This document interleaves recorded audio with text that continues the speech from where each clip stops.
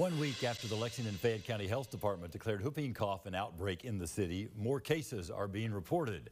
The health department says 4 new cases have been reported since last Friday, bringing the total to 14. 12 of those 14 are in school-aged children. 1 patient is a baby and another is in their 80s. Whooping cough is spread through coughing and sneezing. The health department says all Kentucky caregivers should be on the lookout for symptoms of the disease and make sure kids are up to date on their vaccinations and boosters.